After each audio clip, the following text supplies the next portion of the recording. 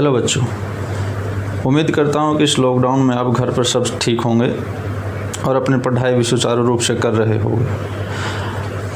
आज हम आपको +2 कक्षा के पाठ 2 आरोह का बाजार दर्शन, इसके बारे में हम चर्चा करेंगे। बाजार दर्शन, जैसे पाठ का नाम है बाजार दर्शन,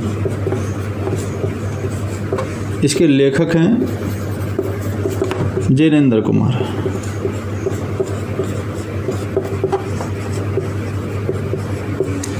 थोड़ा सा मैं आपको लेखक के बारे में बता देता हूं कि लेखक का जन्म 1905 ईस्वी में अलीगढ़ में हुआ था। अलीगढ़। दर्शन, बाजार दर्शन के बारे में हम पढ़ेंगे। बच्चों, मैं बता देता हूं बाजार क्या होता है। आप सभी ने देखा भी होगा, आप बाज़ार में गए भी होंगे। बाज़ार के बारे में एक छोटी सी कहानी बताता हूँ, और वो कहानी कहीं और से नहीं, आपके घर से ही शुरुआत करते हैं। क्योंकि जो चीज़ हमारी अपनी होती है हम उस चीज़ को बहुत बेहतर तरीके से समझ पाते हैं। ऐसा ही लेखक ने भी इस पाठ में बताया है, और यही बात मैं आपको अपने घर से शुरुआत करके बताते हैं। घर से शुरुआत कैसे करते हैं कि आप कभी अपने मम्मी पापा या दोस्तों के साथ बाज़ार ज़रूर गए होंगे क्या? अवश्य ही गए होंगे, पक्का। और शॉपिंग भी की होगी आप लोगों ने। अब इन्हीं तीनों चीज़ों में जो शॉपिंग, आप 3 अलग अलग बातें बताई मैंने। पहला मम्मी के साथ, पापा के साथ, दोस्तों के साथ, ये 3 तरह की जो शॉपिंग की है, इन्हीं तीनों शॉपिंगों में कितना फ़र्क होता है। पाठ के लेखक जो जिनेंद्र कुमार है, उन्होंने एक कहानी के माध्यम से यही चीज़ समझाने का प्रयास किया है। आप देखो, आप जब भी आप बाज़ार में सामान लेने जाते हो तो आप क्या प्लानिंग करके जाते हो? नेचुरल सी बात है, घर से पहले लिस्ट बनाते होगे, या अपने माइंड में पहले ही एक ऐसा चित्र बना लेते हो कि बाज़ार में मुझे उस स्थान पर जाना है, वो चीज़ खरीदनी है। अब आप घर से निकलते हो, क्या देखते हो? बाज़ार बहुत खूबसूरत लग रहा है, बाज़ार बहुत शानदार दिखाई दे रहा है। और हाँ, बाज़ार अपने आप को दूसरों के सामने सुंदर दिखाने के लिए पता है क्या कहता है? आओ, जल्दी जल्दी आओ, मुझे लूट लो, मैं आप लोगों के सामने पूर्ण रूप से तैयार हूँ, आप मुझे खरीद लो, लूट लो, बस जितना लूट सकते हो लूट लो। यही चीज़ें जब बाज़ार में जाते हैं, आप क्या करते हो? आप एक सामान देखते हो, बहुत अच्छा लगा, दूसरा सामान देखते हो, बहुत अच्छा लगा, तीसरा सामान देखते हो, वो भी बहुत अच्छा लगा। यही कहानी लेखक ने अपने एक दोस्त के साथ बताई है। लेखक ने क्या कहा है? लेखक एक बार बाज़ार में जा रहा होता है तो उसे रास्ते में अपना एक मित्र मिलता है। वो उससे पूछता है कि बाज़ार क्या होता है? कहाँ गए थे? बाज़ार। क्या किया? कुछ सामान खरीदने गया था। क्या सामान था? लेके तो कुछ भी नहीं आए।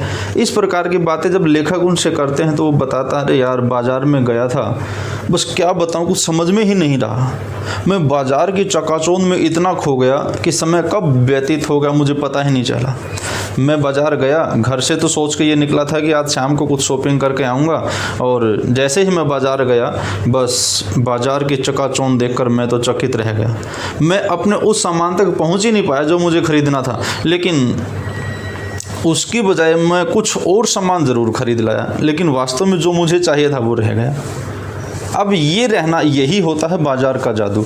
बाज़ार क्या करता है कि अपने आप बाज़ार में जाते हो, देखो, बाज़ार में जब जाते हो तो हर दुकान के बाहर एक स्टैचू लगे हुए होते हैं। कपड़े के दुकान में जाते हो उसके बाहर स्टैचू मिलेगा, या मॉल में जाते हो तो उसके बाहर अलग अलग चीज़ें मिलेंगी। वो सब चीज़ें देखकर हमें ये लगता है, अरे वाह, कितनी अच्छी फैंसी ड्रेस पहनी हुई है, चलो इसके पास ड्रेस देखते हैं। अब वो ड्रेस देखने के लिए देखनी तो हमें थी भी नहीं, वास्तव में लेना हमें कुछ और सामान था, लेकिन उस बाज़ार के जादू ने हमें इतना आकर्षित किया कि हम उस फैंसी ड्रेस को देखने के लिए दुकान के अंदर जाते हैं। अंदर जाते हैं तो क्या देखते हैं? और भी अच्छी अच्छी चीज़ें मिलती हैं। अब उन चीज़ों को देखकर हम इतने लालायित हो जाते हैं, हम अपने मन पे काबू नहीं कर पाते और कहते ठीक है, ये चीज़ मुझे दे दो। वहाँ से निकलते हैं, आपका साथी या आप मम्मी पापा के साथ हैं तो मम्मी या पापा जो भी सामान खरीदते हैं, बच्चे को कुछ तीसरी चीज़ पसंद आ जाती है। अब बच्चा भी ये कहे, पापा कितना अच्छा टेडी बियर है, एक प्लीज़ मुझे दिला दो ना। अब बच्चा जिद करता है। अब टेडी बियर लेना भी नहीं था, लेकिन बच्चे की जिद के सामने हमने बाजार से वो खरीदना ही पड़ता है। यही होता है बच्चों बाजार का जादू। एक चीज़ आती है परचेजिंग पावर।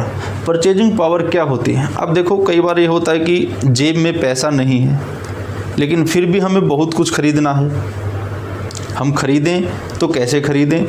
अब जेब में पैसा तो बहुत है, लेकिन खरीदने का मन नहीं है। अब उस पैसे को बाज़ार में हम खर्चें तो कैसे खर्चें? ये सब चीज़ें भी बाज़ार के जादू में ही दिखेगा, परचेजिंग पावर में भी दिखेगा। वो सब कैसे? भाई जब आप बाज़ार में कुछ लेने का मन बना कर जाते हो तो आप ज़रूर कुछ ना कुछ खरीद के लाते होगे। एक छोटा सा एग्जाम्पल के थ्रू इसको समझिए। आज के समय में ऐसा कोई ही कस्टमर होगा जिसकी जेब में क्रेडिट कार्ड नहीं मिलेगा। अब क्रेडिट कार्ड, जेब में पैसा नहीं लेकिन पैसा फिर भी है। अब क्रेडिट कार्ड के द्वारा वो बहुत सी परचेजिंग कर लेता है। जस्ट मैं आपको एक छोटी सी बात बताता हूँ। क्या? जैसे मुझे वो चीज़ पसंद आई, सर मुझे ये चीज़ तो पसंद है बट पैसा नहीं है। कोई बात नहीं, क्रेडिट कार्ड से पेमेंट कर देंगे, ले लेना। अब जेब में पैसा नहीं, क्रेडिट कार्ड से पेमेंट कर दिया। हालांकि वो आपने पैसा देना भी है, लेकिन 1 महीने के बाद दोगे, 10 दिन के बाद दोगे, 2 दिन के बाद दोगे, पैसा तो आपने दिया। लेकिन वही उस बाजार की पावर है, बाजार की ताकत है कि आपकी जेब में पैसा नहीं, फिर भी उसने जेब से पैसा निकलवा लिया। ये होते हैं बाजार के दर्शन। दूसरा, एक ऐसी ही बात यहाँ पे आती है। एक व्यक्ति है जिसका नाम चूरण सिंह है। चूरण सिंह एक ऐसा व्यक्ति है जो चूर्ण बेचने का काम करता है। वो भी लेखक की उससे मुलाकात होती है तो लेखक भी उससे पूछता है कि आप क्या काम करते हो? कहता मैं चूर्ण बेचने का काम करता हूँ। चूर्ण बेचने का जो काम वो करते थे उसकी एक खासियत थी कि वो कभी भी इस बाजार के लालच में नहीं फंसे। वो लालची नहीं थे, वो लोभी नहीं थे। इसीलिए उसने अपने मन पे काबू किया था और एक चीज़ बनाई थी कि वो जो चूर्ण बेचता था उससे केवल 6 आने ही कमाता था। उससे ज़्यादा कोई आने नहीं कमाता था, अर्थात उससे ज़्यादा कि वो सोचता ही नहीं था।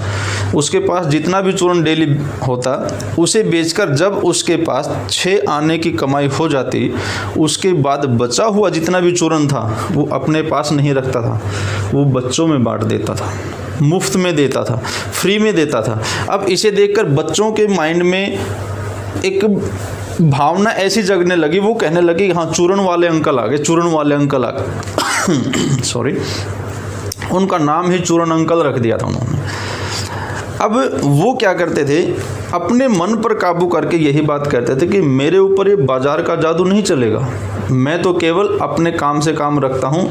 ये मैंने पहले ही सोच रखा है कि इतने इनकम होते ही उसके बाद में सारा मुफ्त में दे दूंगा। लेकिन दूसरी तरफ क्या होता है, जब हम बाजार में जाते हैं, एक व्यक्ति की जेब में पैसा बहुत है। अब पैसा जब उसकी जेब में बहुत है तो वो क्या करता है, बाजार में जाता है, जो मन किया वही सामान खरीद लिया। अब घर आकर जब उसे देखता है, अरे यार आज तो बहुत अच्छी शॉपिंग की है, अब वो शॉपिंग लाकर घर पे रख देता है। 2 दिन अच्छी लगती है, तीसरे दिन वही शॉपिंग उसे अच्छी नहीं लगती है। क्यों?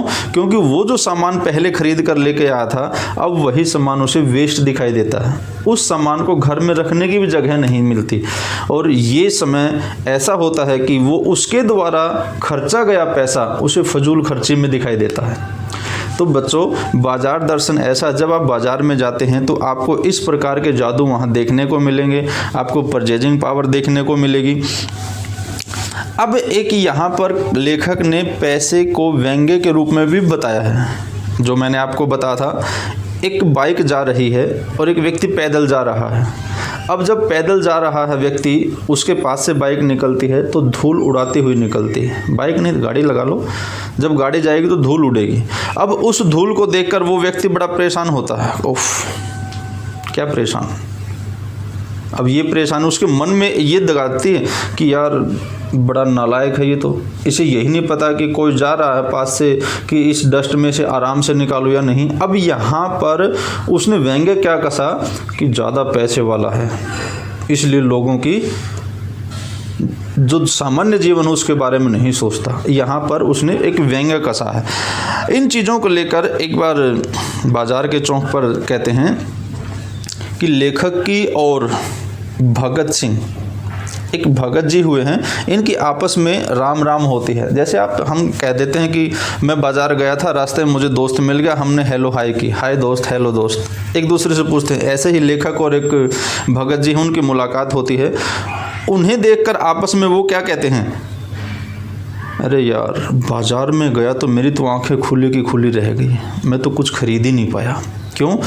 वो कुछ खरीदने के लिए तो गया था लेकिन खरीद ही नहीं पाया, खाली हाथ ही वापस आ गया। अब घर से तो ये सोच के निकला था कि चल आज मैं बाज़ार से सामान खरीद कर लाऊंगा, लेकिन बाज़ार की चकाचौंध में मैं तो इतना खो गया कि बस एक चीज़ देखता हूँ तो अगली पसंद आती है, अगली चीज़ देखता हूँ तो अगली चीज़ पसंद आती है, उसके दाम नहीं लगते, उसकी कोई पसंद नहीं आती। ये देखते देखते देखते देखते समय कब व्यतीत हो गया मुझे पता ही नहीं चला और मैं खाली हाथ ही घर लौट आया। ये 3-4 प्रकार के लोगों का इस पाठ के अंदर वर्णन किया है। यही है हमारे बाजार दर्शन की पूरी कहानी का सारांश। Thank you.